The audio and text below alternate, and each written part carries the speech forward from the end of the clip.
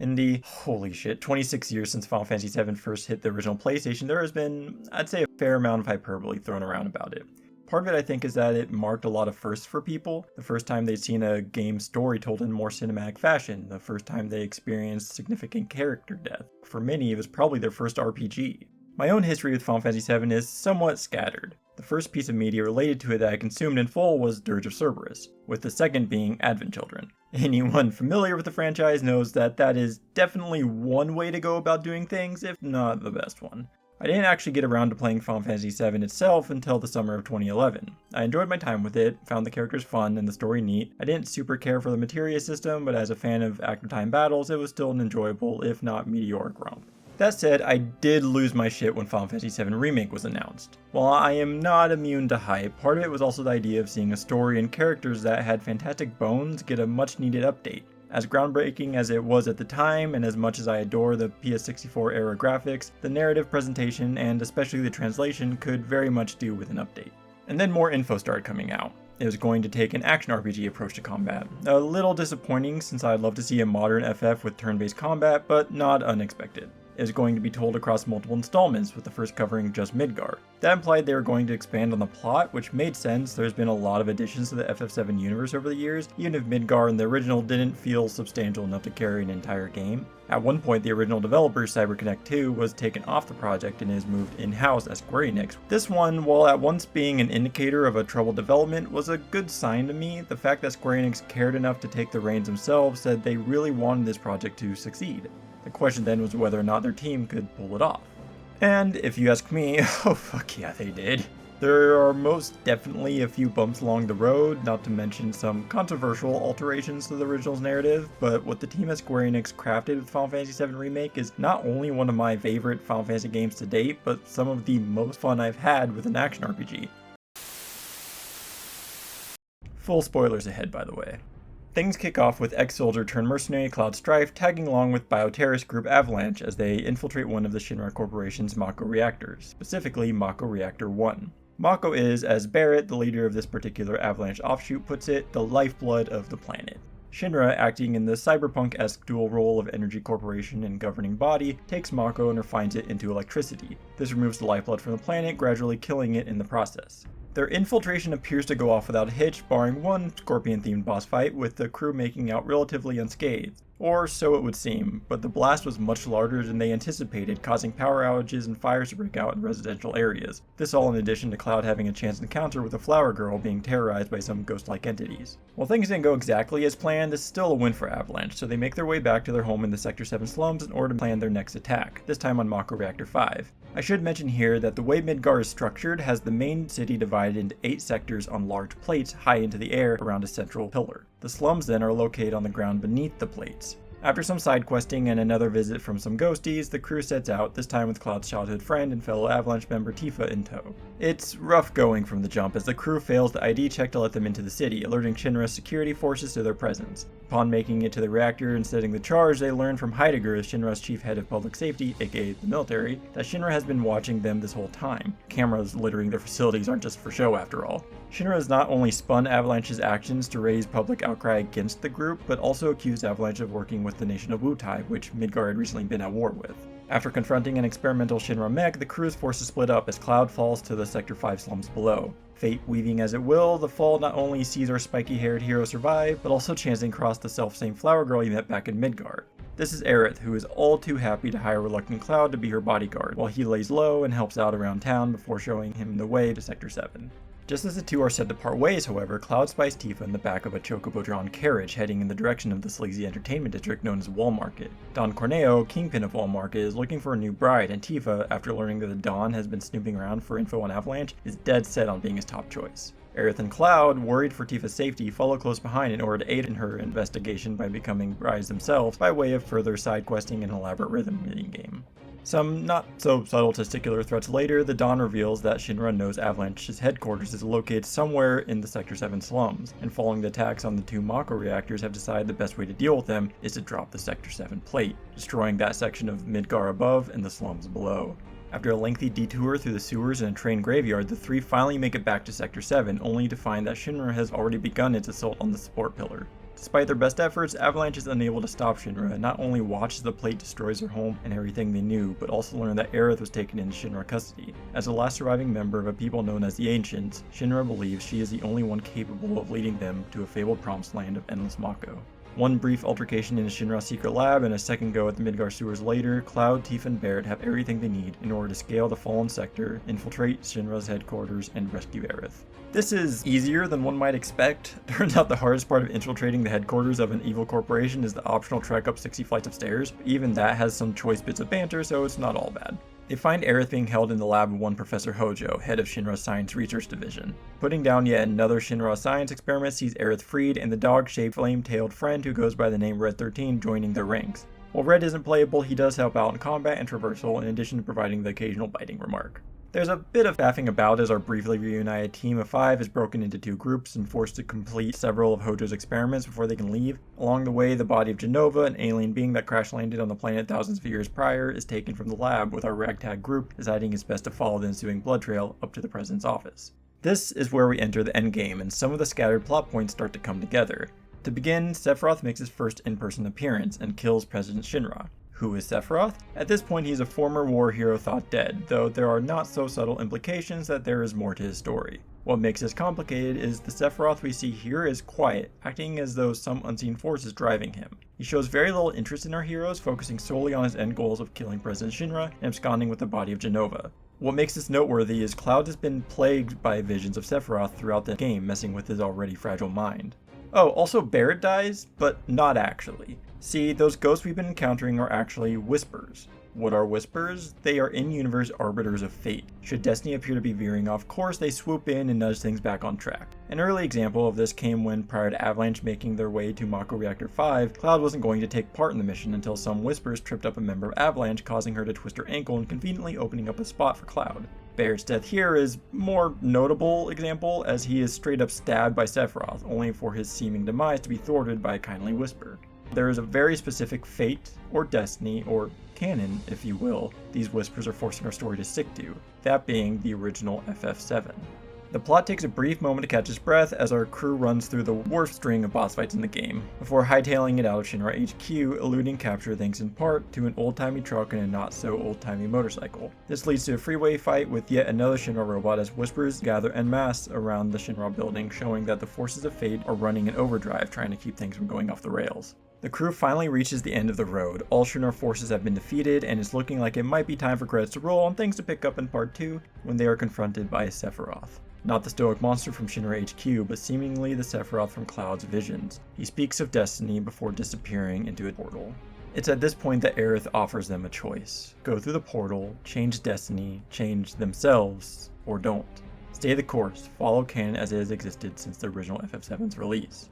Of course our heroes go through, and what follows is the most Tetsuya Nomura Kingdom Hearts-ass boss fight against what is essentially Fate incarnate, before transitioning into a gratuitous display of fan service as we duke it out with Sephiroth himself with one-winged angel blaring in the background. Unnecessary? Yeah, probably. Kick-ass? Yeah. It's here where the tale comes to conclusion for now. Sephiroth gives us some cryptic clues as to where the rest of the series within a series may be going, flashes of scenes both present and past, provide glimpses of what other changes defying fate has brought about, and, as they take their first steps into a vast and unknowable future, Aerith laments the loss of their once steel sky. There are heavy implications that not one but 2 characters in this game are aware to some degree of the events of the original FF7, those characters being Sephiroth and Aerith. There are hints peppered throughout the game that could easily be written off as a result of Cloud's fractured mind for Sephiroth or a bit of character quirk for Aerith. For example, when Cloud first arrives at Aerith's home in the Sector 5 slums, she says she's worried about him because if he were to try to make it back to Sector 7 on his own, he'd probably get lost and be too stubborn to ask for help, to which Cloud tells her to stop acting like she knows him. At this point, they've maybe known each other for a couple hours, so it's easy to wave it off as Cloud being easy to read, which he admittedly is. But combined with everything we learn by the end, it's also possible she said that because she does know him. It's assumed that Aerith being an ancient and thus having a stronger connection to the planet and the lifestream is the reason for her having knowledge of events that haven't happened yet. This would most likely hold true for Sephiroth as well, though his connection is due less to his ancestry and more to his willful refusal to fucking die after Cloud yeeted him into the lifestream several years earlier. Using Remake as a platform upon which they can address and unify the FF7 franchise as a whole while also telling a new story is one of the most inspired choices Square Enix could have made. Ed, you asked me if they had the guts to do something as drastic with a title fans had been clamoring for a decade and a half. I would have said no. Remaking possibly their most beloved game of all time was a pretty easy win, and they took that opportunity to Trojan horse the most batshit expansions in the FF7 universe to date. While I adore the choice itself, the execution could have been better. I mentioned the fight with Fate being the most Tetsuya Nomura Kingdom Hearts-ass boss fight, and that wasn't really a compliment. We watch as a group of relatively normal people are suddenly thrust into another dimension to essentially stand toe-to-toe with a god. It's out of place considering how early in the story we still are, and feels like the writers rushing the Whispers plotline so they can be free to make more story deviations in the next games, while also giving players a big bombastic end-of-the-world level final encounter, despite the characters not being ready to take on something of that scale yet. And then there's the Sephiroth fight, which I'm mad I love so much. Gameplay-wise, it's wonderfully executed, starting as a one-on-one fight between him and Cloud before other party members join the fray, and I can't help but get pumped anytime One-Winged Angel is used effectively. But all comes off like the devs were worried players might complain the lack of a Sephiroth fight, so they include him here at the very end. There's a post-boss fight cutscene that sees Cloud and Sephiroth facing off, and I would have preferred if they'd cut the actual fight and just had that, as it would have teased the inevitable confrontation with him without giving in to the understandable urge to include it in this game. It's ultimately a case of loving where things ended up, but not how they got there. Granted, I can stomach a bit of clumsy plotting if the place they end up is more interesting than where they were before. While I'm talking negatives, I do have to address the pacing. There were bound to be issues stretching a 5 to 10 hour segment in the original game across 30 to 40 hours. By and large, they did a solid job, but there are a few sections that outstay their welcome. The notable areas for me were the train graveyard and Hojo's lab. The train graveyard has a subplot that they try to connect back to Aerith's lonely childhood, but it felt unnecessary. And Hojo's lab, while yes, being trapped and forced to do experiments for him is on brand for the guy, switching back and forth to slowly progress through each of his tests was tedious and could have easily been trimmed down. These criticisms are also very minor though. As I said, the bones of FF7's story were solid to begin with, and despite some pacing issues, more often than not the extra time is used to more thoroughly develop the plot, world, and characters. Midgard feels like a thriving space now, where you can listen to locals discuss their commutes and struggles as they work their way up the Shinra corporate ladder.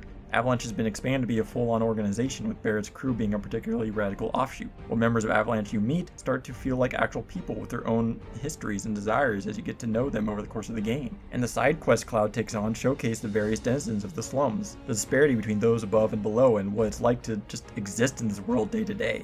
What was merely an evocative backdrop and prologue in the original game has been expanded in so many smart and compelling ways. The plot isn't even my favorite part of Remake's storytelling either. That honor goes to the characters. While I enjoyed the cast in the original FF7, my image of them has been diluted over the years, in large part due to Square Enix's, let's say, mishandling of their characterization in other FF7 media. Which is all to say that I am so very glad that they absolutely nailed the updated versions of these characters in Remake. Due to Cloud's increasingly one-note depictions over the years, I was worried going in that the writers would continue that trend by having him brood his way through every situation with stoic glares and thin-lipped disapproval. Rather than take this approach, however, it seems they actually look to the original game for inspiration. Cloud is awkward, quiet, and standoffish, not because he is ennui personified, but because he does not know how to interact with people. His default reaction is to sputter or scoff before maybe giving one or two word response because he is terrible at thinking on his feet in social situations. He does open up as he gets to know certain characters and learns how they tick. A favorite example of this is while traversing through a collapsed expressway with Aerith, she keeps trying to go for a high five. Cloud seems almost confused by this at first, before starting to understand what it is she's going for, culminating in the two finally sharing one just as they're making their way out of the area. He also makes small jokes and jabs, especially with Barrett. The jabs are more pointed at first, like Cloud telling Barrett to get help after he says he can hear the planet crying out in pain, but lose their punch as the two grow closer, like Cloud telling Barrett he's going to need a raise if he's going to accompany them to Mako Reactor 5. Next is Tifa, who has always been a more interesting character than fans give her credit for. I love her interactions with Cloud because you can tell the two have history, but their years apart have changed them both so much, making it difficult to reconnect. Despite not being from Midgar, she's also managed to seamlessly integrate herself into the Sector 7 community. She's kind, always wanting to help in whatever way she can without stepping on toes. This leads her to be at odds with Avalanche because while she believes in their cause, the links they're going to have steadily become more extreme and she has to seriously consider if she still wants in. But because of those connections to the community, she sees what Shinra is doing to those around her and knows that Avalanche is one of the few groups doing anything about it. She steps up not because it's easy, but because nothing will get done unless she does. She never asks for anything in return. She throws herself into the deep end like with Don Corneo if it means getting intel on what Shinra's up to. She's worried sick the entire way back to Sector 7 after learning they're going to drop the plate. She's more than ready to risk everything for Aerith despite having known her for like a couple hours. Some of this is just the nature of storytelling. You need her to be on board because the plot wouldn't continue otherwise, but it never rings false because that's just the kind of person Tifa is.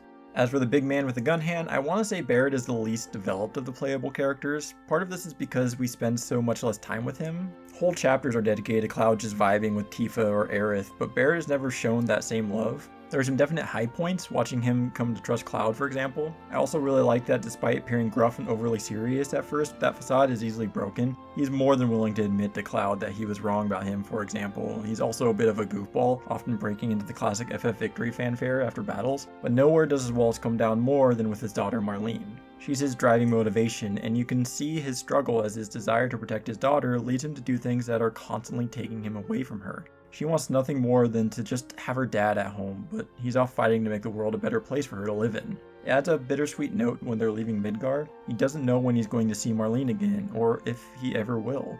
He almost died once, and with the future uncertain, who knows if he'll escape that fate a second time. So while Barrett rarely received the spotlight in this installment, the table is set for plenty of development in the next two games. With a number of characters still to be introduced and an ever-escalating scale, I hope the writers over at Square Enix don't let him fall by the wayside, because one dad's struggle to make a safer world for his daughter is the kind of heart this tale needs to remain grounded. And last we come to Aerith. Over the years, Aerith as a character has become eclipsed by one particular event, namely her death. It almost didn't even matter who she was as a character. When Sephiroth killed her, narratively it marked the loss of Cloud's love interest and the primary hope the world had for stopping Meteor, and gameplay-wise it marked the loss of the group's best healer. It was a blow that rattled many a young gamer and became one of, if not the standout moment across the entire FF franchise. Aerith in Remake is sassy, readily speaking her mind, and a bit impulsive, able to think on her feet. It's part of what makes her and Cloud's dynamic such a joy. He overthinks or freezes up, whereas she says the first thing that comes to mind. But her impulsiveness isn't reckless, rather she's quick to decide what the right course of action is and commits to it without a second thought. This can be seen when, after Cloud sees Tifa being taken to Wall Market, despite not even knowing Tifa, Aerith tells Cloud that they need to follow her. It doesn't matter how kick-ass Tifa is, the Dawn is a powerful man and she could use as much help as possible. Or when, in the chaos of Shinra's attack on the Sector 7 pillar, she makes her way to Tifa's bar to save Marlene. There she's confronted by Shinra forces and immediately gives herself up if it means keeping Marlene safe.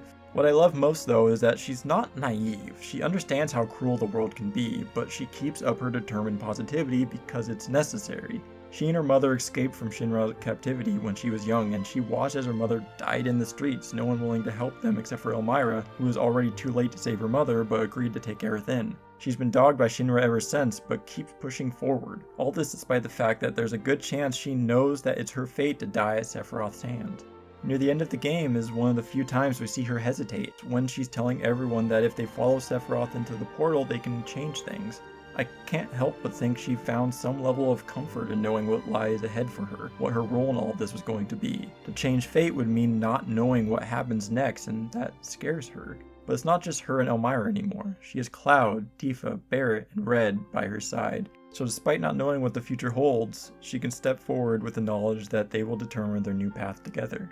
Not every character hits like the main cast, of course. The major outliers are the villains, who by and large are mostly evil for the sake of it. Granted, if we've learned anything from the corporate-controlled dystopia we live in, this kind of mustache-twirling insatiable appetite for power is not far off the mark for heads of corporations, but that doesn't mean I was compelled by them in any meaningful way. And series-long Big Bad Sephiroth is still more of an enigma than anything else. His sense of presence and the questions he raises all meant that he had my attention whenever he was on screen, but without the full picture I can't call him a successful antagonist just yet.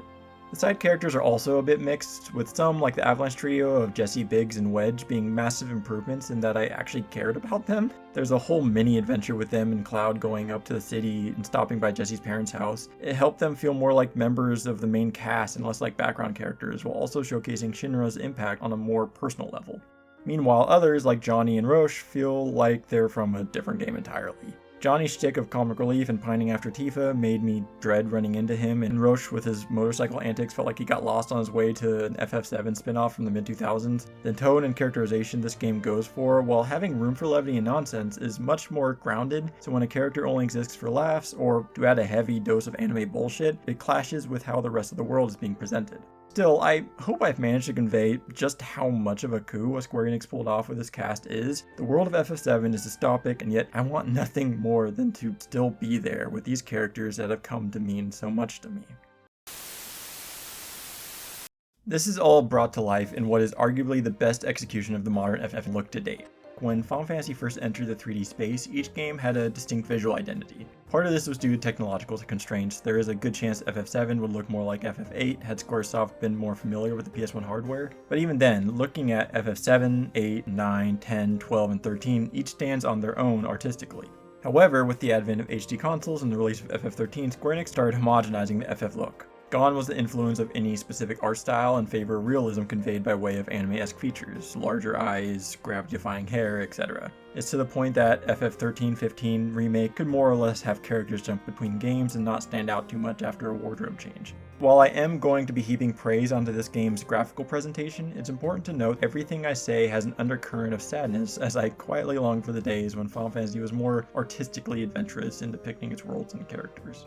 I've already spoken at length about the improvements to the main cast in terms of writing, and the success on that front continues into their character models. They very much adhere to Tetsuya Nomura's initial designs, but have so many little touches to make them feel cleaner, more modern, while still fitting with the original FF7's aesthetic. Older FFs tend to play up color in their characters. When you're working with less powerful hardware, color is an easy differentiator for a large cast. This results in the original FF7 using a darker shade of pink for Aerith's dress, for example, or Cloud's entire outfit being a purpley blue. This isn't as much of an issue with more powerful hardware, since characters aren't just a squash of polygons, but rather than abandon the color-coded identifiers of the original, the artist added more color variation within each character. So now Aerith's dress is a much softer shade of pink, which contrasts with the deep red of her jacket, and Cloud's outfit is a much darker bluish black, which stands out when set against his very pale complexion. Then there are the minor additions like Barrett wearing a shirt and Tifa getting a sports bra. It's aspects like this that go a long way towards making these designs feel believable and in step with this more realistic take on FF7's world. Character designs aren't the only point of success, however, as the environments, particularly the slums, are the single greatest contributors to making this world feel alive. The density of buildings, debris, people, and the level of detail put into each. Walking into any random shop can see you greeted by welcome signs, a menu, a radio, jars, chairs, tables, boxes, books. Despite the world design essentially being a string of corridors, all the little flourishes packed in each area meant it never felt like just moving from one hallway to the next, but instead like a genuine representation of where these people live. The major exception to this was some of the interior locations, specifically anytime I ventured into a Shinra lab or other such facility. The same level of detail is present, but they were never as interesting or believable. Part of this could be how the visual design for technology has been updated in some areas, but still adheres to what was seen in the original and others. There isn't a cohesive identity to the tech of this world. Instead, it's a bit of a mishmash of dingy, bulky 90s cyberpunk and sleek, clean, modern futurism that never truly gels with one another. Though that tech gripe melts away in the face of the Midgar plate. At any time while in the slums, you can look up at the plate above and it never fails to instill awe seeing such a massive construction looming overhead. The embodiment of scientific progress, systemic oppression, and capitalistic excess in one fell swoop. In a way, it also reminded me of the pre-rendered backgrounds from the PS1 FFs, an intricately detailed backdrop that has no bearing on gameplay but is instrumental in its ability to set a tone. While my general take on the original FF7 is that it was pretty good, not great, that view does not extend to the score, which is one of my favorites across all games. It also might be peak Nobuo Uematsu for me, with its swings from industrial to jazzy to strings that make my flight or fight response flare up. For Remake, Uematsu returned along with an army of other composers, some of the primary members being Masashi Yamaozu, Mitsuto Suzuki, and Shotaro Hiroshima. This team had the unenviable task of taking the original's already stellar score and updating it, remixing, reimagining, giving it the full orchestral treatment, and tossing in some new tracks when appropriate. And what do you want me to say? They killed it! Almost every song in this OST goes incredibly hard, one major exception being Hip Hop de Chocobo, which certainly is a song. My only real complaint is that some of the new tracks don't have the same crunchiness and bite as the older ones. The original score had to work around the constraints of the PS1 hardware, and Uematsu took that as a challenge, creating a unique and diverse soundscape to flex both what he and the PS1 were capable of. Unfettered by such limitations, the new tracks don't have the same sense of identity. That said, they're still bangers, and saying a song isn't on par with some of the greatest video game music ever composed isn't as much of a critique as it at first sounds.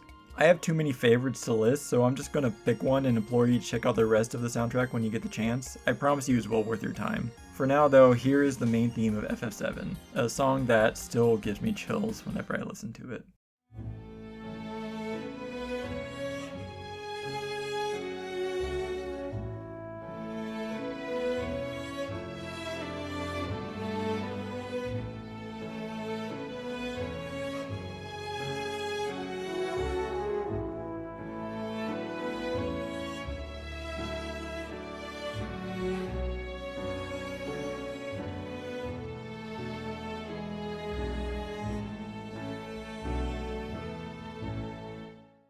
As for the voice acting, I generally think nearly everyone in the main cast here does a solid job, and in some places even elevates the material as written. The writing can be hammy and the acting somewhat stilted, but this almost always felt intentional and read more as a character trait or a product of the situation.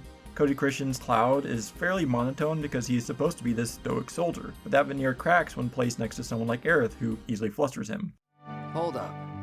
Oh yeah, I still need to deliver some flowers to the Leaf House.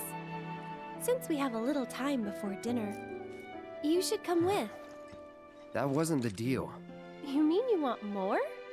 Even though you've got a priceless reward coming your way? Do you know what I promised him? I'll do it. I'll go grab the baskets. Be right back.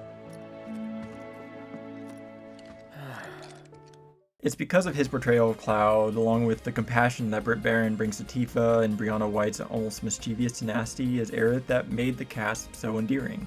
Oh, also, Arnie Pantoja as Reno has one of my favorite line deliveries ever.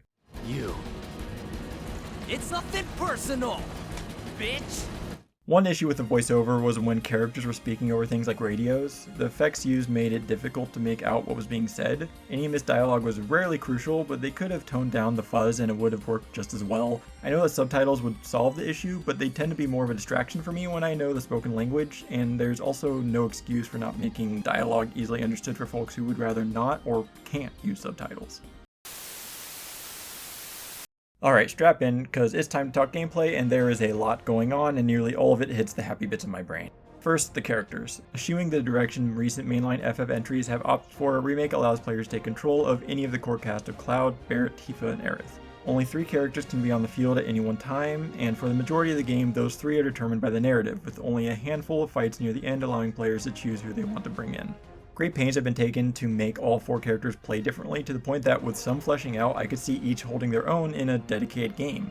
The default controls remain the same no matter the characters: square for standard attacks, triangle for their unique ability, circle to dodge, X to access the commands menu, R1 to guard, etc. While in combat, you can also freely switch between the active party members at any time. So how do they differ? For starters, they're split into 2 general camps, melee and ranged. Cloud has his trusty big-ass sword that dishes out 3-hit combos for his basic attack, while his unique ability sees him switch to puncher mode, which hits harder, moves slower, and lets him counter melee attacks. Tifa has no need for hardware, as her fists are more than capable on their own. Her standard attack is a rapid-fire series of punches, while her unique ability has her using one of 3 special attacks. Which attack she uses is tied to another ability, called Unbridled Strength. Using this will consume a segment of the ATB gauge and will both strengthen her normal attacks and move her unique ability up a stage.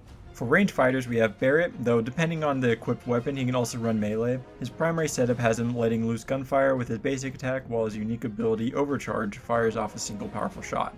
Using Overcharge is tied to a bar that will slowly fill on its own, but can be hastened by pressing triangle. Lastly, there's the resident mage, Aerith. Her default attack uses her staff to launch a string of magic blasts at foes, while her unique ability, Tempest, has 2 variations. The first is a series of weaker magical attacks activated by pressing triangle, while the second is a more powerful magic attack activated by holding triangle until the Tempest icon is full.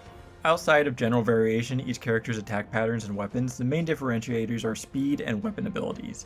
Speed is self-explanatory. Tifa, opting for martial arts, flies across the battlefield in a storm of limbs, while Cloud, lugging around his massive sword, is going to be weightier, more measured. Barrett's fire rate is constant, rarely letting enemies up for air, while the time between Aerith's magic attacks is longer, opening her up for retaliation. As for weapon abilities, these are abilities that differ from weapon to weapon. For example, Cloud's Buster Sword has access to Focus Thrust, a forward thrusting attack that uses a single segment of the ATB gauge, while its Hard Edge has the ability Infinity's End, which uses 2 ATB segments and has Cloud winding up for a devastating downward slash. Every weapon in the game has an ability tied to it like this. These abilities can be unlocked for use regardless of what weapon is equipped.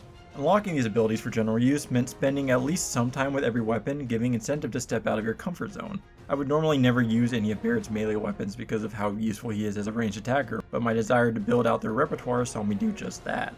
I mentioned not liking the materia system in the original game, and part of that is because it homogenized the cast. Sure, they all use different weapons and have different stat distributions, but that didn't stop them from losing some of their identity from a gameplay perspective. In Remake, each character's distinct playstyle along with weapons tailored towards nearly any variation on those playstyles sidestep that issue entirely. Tifa will still be primarily punching fools in the face, but if you want her to dash in, land some hits, then dodge back to focus on casting, there is a weapon for that. It's a system that calls back to the freedom of the original without sacrificing what makes each character unique, and had me constantly switching back and forth to utilize each character's particular strengths to take command of the battlefield.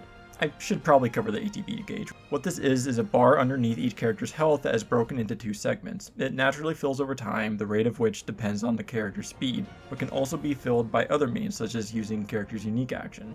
Anything that is activated through the commands menu requires at least one of these segments to be filled. Some examples are using items, casting magic, using weapon abilities, etc. Since refill time is primarily based on speed, the ATB gauge also affects each character's playstyle. Tifa is naturally quick with many of her weapon upgrades boosting her speed, so starting a battle with her often results in a barrage of abilities as she lays the smackdown on foes. Cloud isn't as fast as his Fisticuffs focused friend, so he doesn't get actions off as often, but his abilities tend to hit harder overall. There's also limit breaks, which characters can use once the limit break gauge is filled. Most perform powerful attacks, while others might heal the party or make them invulnerable to physical damage. Each attack also helps build an enemy's stagger gauge, attacks like offensive magic building stagger faster than others. Once staggered, opponents go into a defenseless state, taking more damage and being unable to attack for a short period of time. Achieving this can be difficult, but is crucial in some of the tougher fights to give players room to breathe and heal up, or just go ham on the staggered foe. That said, I didn't find Remake to be too terribly difficult, especially compared to my first playthrough. Both times I played on normal, and I remember struggling with something like the Whisper Harbinger fight when I played it at launch, but this go around I managed to beat it on my first try and was never really at risk of dying. Though speaking of difficulty, let's cover enemies. The total number of enemies hovers around 100, with some being palette swaps with mild aesthetic variation, so they're not just repeat models. The combat system is satisfying enough and the variety of non-palette swaps significant enough that I never really minded. I was frankly having too much fun to notice when one enemy happened to look a lot like another. If anything, it helped as a shorthand, so I already had an idea what an enemy's weaknesses might be. I also adore how they reinterpreted some of the enemies from the original game. The Scorpion Sentinel is bound to get a lot of focus, being the first boss fight, and turning it into a multi-stage confrontation just feels right. In addition to training players to switch between characters, focus on the weaknesses, use the environment, etc. Then there's the likes of Hell House, which was a silly fight in the original and is still silly here, but it played just right, so it feels like the kind of stupid shit Don Corneo would come up with while still being intimidating. Where all of this kind of falls apart is in the last chapter and a half, where players are faced with a series of boss fights that actively go against the strengths of the combat system while also artificially increasing difficulty. The most egregious offender is the one-on-one fight between Cloud and Rufus Shinra. The game absolutely excels when you have a full cast, in part because you always have something to do and because of the little synergies that form between characters. So why they choose to do away with that completely here, I do not know. On top of that, they also made it so that this motherfucker auto-counters Cloud's attack, so I had to sit there dodging and waiting for him to perform his reload animation before I could run in, get a couple hits, and then go back to dodging. Also, he has a dog with him that you have to take out first. It's not even that hard of a fight, it's just time consuming. There's probably a way to make it less of a slog, but I don't know what it is. There's also the Genova Dreamweaver, which wouldn't be that bad except for the fact that partway through the fight it starts repeatedly summoning tentacles that have to be defeated before the main body can be damaged, or the fights against Arsenal and Motor, which again aren't difficult, just spongy, meaning lots of rinse and repeat tactics. It was all just super draining and does an immense disservice to a combat system that is deserving of more interesting boss design. This is an action RPG, however, which means Cloud and crew aren't just smacking foes for the sake of it. Defeating enemies nets experience, gain enough experience and characters level up, leveling up increases attributes such as HP, MP, strength, defense, speed, etc. This is all standard RPG stuff, but where progression gets interesting is with weapon upgrades and materia. Leveling up sees characters receiving a certain amount of SP or skill points. SP is used to unlock upgrades tied to specific weapons. These upgrades can range from stat boosts like +8 to speed to unlocking a new materia slot for that weapon. Each upgrade is only applied when that weapon is equipped, but every weapon receives the same amount of SP and total SP gained is retroactively given to new weapons, so there's never a fear of one weapon lagging behind or being unusable because it was obtained late game. At first, weapons only have one core of a handful of available upgrades, but as characters' weapon level increases, more cores unlock, granting access to better and more expensive upgrades. Equipping weapons and accessories also grants characters materia slots. Materia has myriad uses, with the type of materia being denoted by its color. Green grants access to various magic attacks, blue is support, providing benefits when linked with other materia, yellow is command, which gives characters access to specific abilities, purple is independent, usually granting some type of buff, and red is summon, allowing players to bring forth the likes of Shiva and Ifrit to deal out damage. It sounds like a lot, but this is just to give an idea of the breadth of the available options. The materia's description will tell you all you need to know about it. Materia can also be upgraded. Equipped materia will gain AP or ability points after each fight. Gain enough AP and that materia levels up. For elemental magic, that means gaining access to stronger spells. Fire at level 1, Fyra at level 2, and Fyraga at level 3 for example. Between leveling up characters, weapons, and materia, unlocking weapons upgrades, changing up materia loadouts, not to mention equipping armor and accessories, of which each character has a single slot for each, there's plenty of room to carve out your own playstyle, but it never felt overwhelming. It's streamlined and presented in a way that makes it all fairly intuitive. There are never too many options, and new mechanics and abilities come at a steady but consistent pace, so there's enough time to fiddle with what you got before something new comes around. I cannot stress enough just how satisfying of an experience Remake is to play. Yeah, it falters a bit in the endgame with the clumsily executed final act and a number of bosses that heavily lean into distinctly unfun design philosophies, but the rest of it is just such a blast that any moment that caused frustration or eye rolling was almost immediately forgotten when faced with the overwhelming joy I had with the rest of the game. And that sensation extended into a little thing called Episode Intermission, a side adventure starring everyone's favorite Utai ninja Yuffie that was added for the release of Final Fantasy VII Remake Intergrade. Episode Intermission begins with infinitely energetic Yuffie arriving in the Midgar slums. She's making her way to Sector 7 in order to meet up with another Wutai spy, Sonon, and some members of the main Avalanche group, the one Barrett's team split off from. Her goal is to get some IDs from Avalanche so she and Sonon can make their way up to Midgar, infiltrate Shinra HQ, and make off with some all-powerful materia rumors say Shinra has been cooking up. The first half of the episode is spent entirely in the slums, as Yuffie partakes in some light side questing and has to chase after a group of Shinra goons who are in turn chasing down her main Avalanche contact. This chase culminates in a flashy entrance for our main heroine, a fight with a gigantic robotic centipede, and IDs firmly in hand. The second half takes him to Shinra HQ. On the train ride up to the city, Sonon tells Yuffie that she reminds him of his sister, Melfi, who was killed by a Shinran mech near the end of the war. Once they reach Shinra HQ, our heroes take an elevator ride with Scarlet, Shinra's head of weapons development, who immediately recognizes them as Wutai spies. She then pulls a Hojo and makes a sport of having them run through some tests, facing off against very Shinra arms. This leads to a confrontation with her in a mech suit. Our heroes of course prevail, but in so doing learn that there is no ultimate materia, at least not yet. Focus has shifted away from that project in light of Shinra's plans to drop the Sector 7 plate. Moreover, another Shinra experiment named Nero has been let loose and given the green light to take Yuffie and Sonon out. The two are forced to leave Scarlet behind and make their escape. After a brief stint in a combat VR room, they finally come face to face with Nero. The fight that follows is intense, requiring everything in our duo's repertoire, but they ultimately best Nero and make for the exit. Except, Nero isn't done yet. Sonon, seeing him going for Yuffie, pushes her through the door and is impaled. Yuffie watches as the door closes between them, leaving Sonon to die at Nero's hands. She makes her way out of the building just in time to watch as the Sector 7 plate falls, the horror of the destruction and loss of life amplified by her already fragile state following Sonon's sacrifice. From there, it jumps ahead. We find Yuffie on the back of a chocobo with an open expanse before her as she comes to the realization that she can't do this alone. It's a much simpler tale than what was seen in the base game, understandable given its role as a side adventure intended to give players some time with Yuffie before she joins the main cast. So while the story isn't anything particularly noteworthy, what it does do is introduce elements from a much maligned member of the FF7 franchise while also putting in some very strong character work for someone who was completely optional in the original game. First off, let's talk about Nero, also Weiss, but he's more of a cameo than anything else. These two hail from none other than Dirge Cerberus, which astute viewers may note way back in the beginning of this video I said was my entry to the FF7 franchise.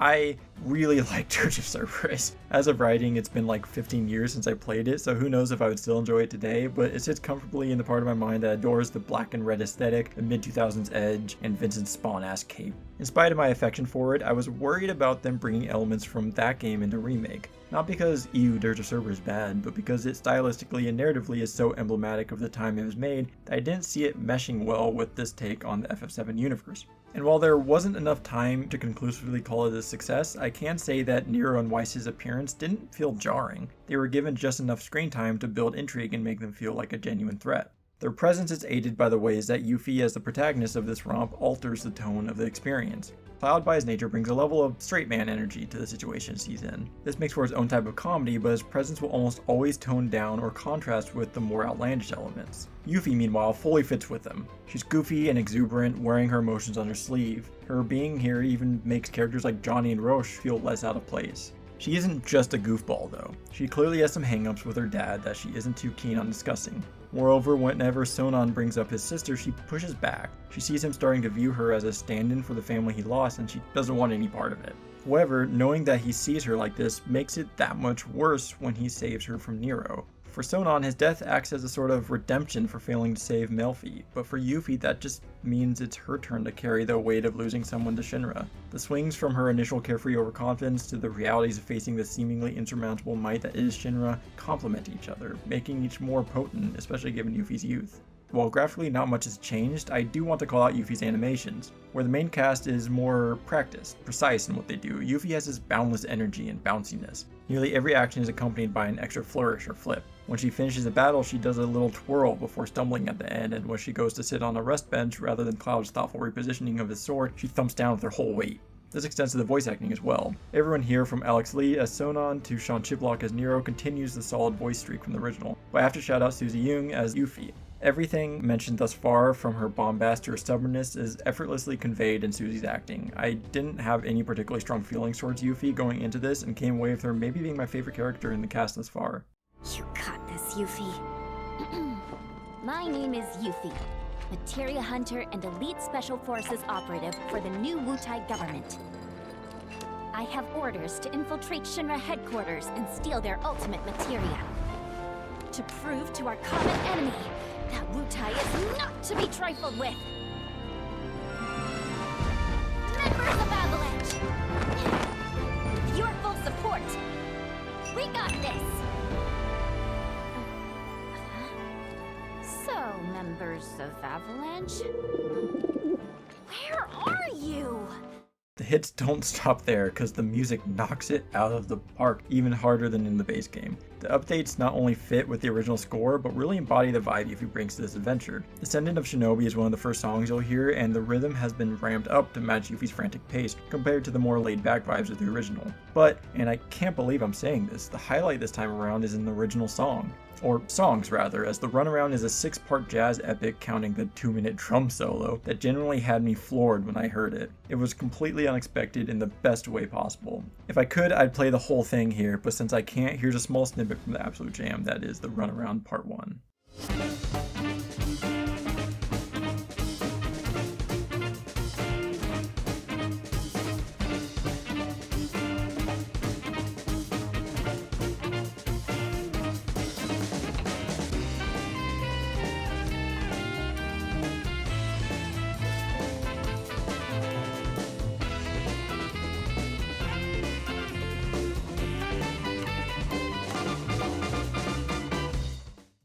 Last up on the docket is gameplay, and with a new character comes a brand new playstyle. They somehow managed to give Yuffie aspects of all of the other core cast members while still having her feel wholly distinct. Her weapon of choice is her trademark throwing star that's about as big as she is. Her basic attack will see her doling out some close range damage, while her unique action has it living up to its name as she throws the weapon into the enemy. The catch here is that while you can immediately press triangle again to retrieve the throwing star, performing basic attacks while it is in an enemy will have Yuffie start using ninjutsu, aka magic. The element of the ninjutsu can be altered mid-fight by using the ninjutsu ability. In this way, she's quick like Tifa, hits hard like Cloud, can dish out range at a reliable speed like Barret, and has innate access to magic like Aerith. One of the biggest distinguishing factors from a feel perspective is her role as a glass cannon. She can dish it out, but can't really take a hit, meaning it's important to get a handle on dodging and guarding. While this is the Yuffie show, Sonon does join her for the adventure. Despite not being directly controllable, players are free to command him to use abilities and items just like any other party member. Where he really comes in handy is when the two synergize. At any point you can press L2 to have Yuffie and Sonon synergize. This sees them focus on the same foe, and when both have at least one segment of ATB available, they can perform synergized versions of Yuffie's abilities that have the two coordinating to dish out a shit ton of damage. That said, an understandable concern would be the balancing, seeing as one of my main critiques of the base game was how the combat was tuned for a full party, meaning those instances where a character ran solo were some of his lowest points. That is not the case here. Enemies and bosses feel balanced for Yuffie's toolset, creating a near pitch perfect cadence where I was on my toes but never frustrated. The Nero fight is one of the best examples of this, as I had to use everything in my arsenal: synergy, summons, heals, full-time shifts between close-up and ranged. I managed to pull it off on my first go, but it felt earned and most importantly fun. If I haven't made it obvious up to this point, episode Intermission fucking rules, and is a standout addition to what was already one of the most enjoyable experiences I've had playing a game. The story is light, but nails the characters. I know I've spent the majority of this section gushing about Yuffie, but she is exactly what this world and cast needed. I'm stoked to see where they take her next, and what this new iteration of FF7's world and narrative has in store for her. I also can't wait to see how they handle the rest of the cast, both in terms of characterization and playstyles. I am chomping at the bit to see what they do with my boy Vincent. That's honestly the highest compliment I can pay to Final Fantasy VII Remake. It makes me excited for the future of the series. Episode Intermission went a long way toward showing me that the team at Square Enix knows where they made some missteps with the base game and are ready to learn from and address them moving forward. The Whisper storyline is out of the way, and despite my hangups there, it laid the foundation for a world with a larger scope, more characters, deeper systems, and further changes to the original FF7's narrative. Will it all land? Probably not, but the fact that they're pushing themselves to do something new and unprecedented with one of the most enduring and beloved video games of all time is more than enough to keep me on board to see where it all goes from here.